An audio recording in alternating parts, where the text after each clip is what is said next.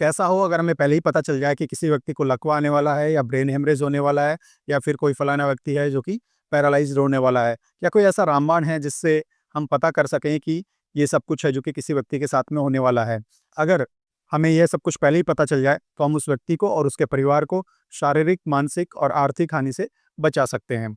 हम इस वीडियो में उन लक्षणों के बारे में बात करेंगे जो हमारा शरीर हमें देता है किसी भी पैरालिसिस या फिर ब्रेन हैमरेज या ब्रेन स्ट्रोक आने से पहले। बने रहिएगा मेरे साथ। मैं डॉक्टर मनोज कुमार मीणा स्वागत करता हूं आपका अपने इस यूट्यूब चैनल पर। अगर आपको हमारा वीडियो पसंद आए तो इसे लाइक करना और चैनल को सब्सक्राइब करना मत भूलिएगा और इस वीडियो को शेयर करना मत भूलिएगा। तो सबसे पहला जो साइन जिसके बारे में हम आज की बात करना चाहेंगे वह है कान में रिदमिक साउंड, रिदमिक वूशिंग साउंड जिसे हम कह सकते हैं, उसका सुनाई देना। रिदमिक साउंड क्या होगा? हमारी जो ब्रेन को जो सप्लाई जाती है वह कैरोटिड आर्टरी के थ्रू जाती है, और अगर इस आर्टरी में किसी भी कारण से संकरापन आ जाता है, जो इस आर्टरी में से जो ब्लड फ्लो होगा वह एक बहुत ही टर्बुलेंट ब्लड फ्लो होगा, जिसके कारण कभी कभार व्यक्ति को कान में रिदमिक साउंड, रिदमिक वूशिंग साउंड जो है वो कि सुनाई देता है। और यह जो साउंड जो होता है अगर आपको बार बार सुनाई दे रहा है तो आपको सावधान होने की जरूरत है, क्योंकि यह लक्षण हो सकता है कि आपकी कैरोटिड आर्टरी सक्रिय हो गई है। इसलिए आपको डॉक्टर के पास जाकर चेक कराने या जांच की आवश्यकता है। दूसरा लक्षण जिसके बारे में हम बात करेंगे वह है TIA, या जिसे हम मिनी स्ट्रोक भी कहते हैं। TIA मतलब ट्रांसमिक इश्चेमिक अटैक।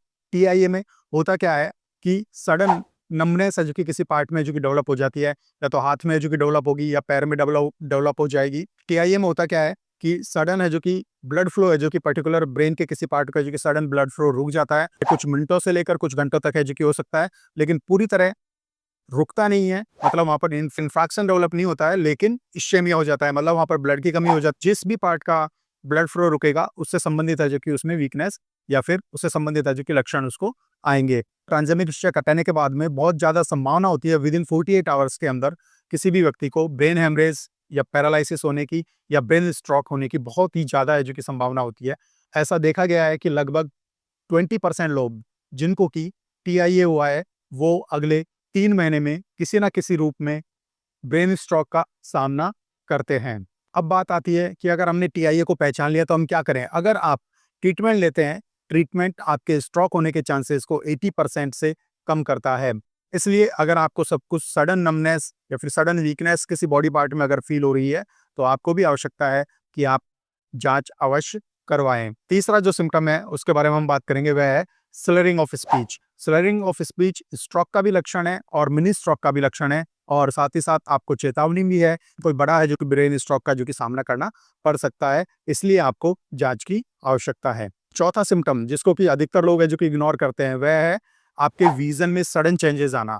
विजन में सडन चेंजेस मतलब आप जो देख रहे हैं उसमें सडन अचानक से जो कि परिवर्तन आना। सामने देखते हैं तो आपको ऐसा लगता है कि आंखों के सामने किसी ने पर्दा डाल दिया हो, या फिर ऐसा लगता है कई बार आपको कि अचानक से है जो कि आंखों के सामने से किसी ने पर्दा धीरे धीरे हटाया हो और आपका विजन है जो कि बहुत ही धीरे धीरे है जो कि वापस आया हो। अगर इस तरह का आपको सिम्टम आ रहा है तो आपको एक डॉक्टर की आवश्यकता है, आपको जांच की आवश्यकता है। पांचवा सिम्टम जिसके बारे में हम बात करेंगे वह है आपको अचानक से चक्कर आना या फिर अचानक से आपका डिसओरिएंटेड हो जाना। मतलब कि आप बैठे थे और अचानक से आपका जो कि चक्कर आने लग गए, उसका आपके पास में कोई रीजन नहीं है, सडन है जो कि डिसओरिएंटेड हो गए। डिसओरिएंटेशन का मतलब है कि आप बैठे हुए हैं और आपको यह तक पता नहीं चल रहा है कि आप कहाँ पर हैं, आप क्यों वहां पर गए थे, या वह प्लेस कौन सा है, वह स्थान कौन सा है। आपके सामने आपके नॉन पर्सन है लेकिन आपको उनका नाम याद नहीं आ रहा है। इस तरह के अगर आपको सिम्टम है तो हो सकता है कि आपके ब्रेन के साथ में कुछ इश्यू हो, इसलिए आपको डॉक्टर से जाकर जांच जरूर करवानी चाहिए।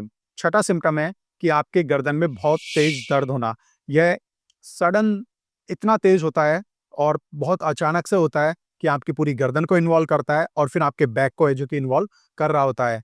कैरोटिड आर्टरी के अंदर अचानक से उसकी वॉल जो है वो रप्चर हो सकती है। उस रप्चर के कारण जिसे कि हम बोलते हैं कैरोटिड आर्टरी डाइसेक्शन, इसके और भी काफी सारे लक्षण होते हैं।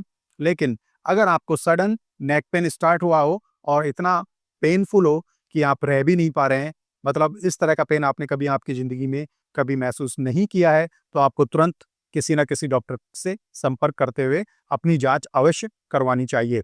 अगर आपको इन 6 में से कोई भी एक सिम्टम कभी भी जिंदगी में आया है तो आपको आपकी जांच किसी अच्छे डॉक्टर के साथ में जो कि अवश्य करवानी चाहिए। तो इस वीडियो को आप ज़्यादा से ज़्यादा शेयर कीजिएगा और लोगों तक है जो कि ये जानकारी अवश्य पहुंचाइए, क्योंकि स्ट्रोक एक व्यक्ति को ही नहीं, उसके पूरे परिवार को प्रभावित करता है और हमारा लक्ष्य है कि लोगों में कम से कम चांसेस हों स्ट्रोक होने के।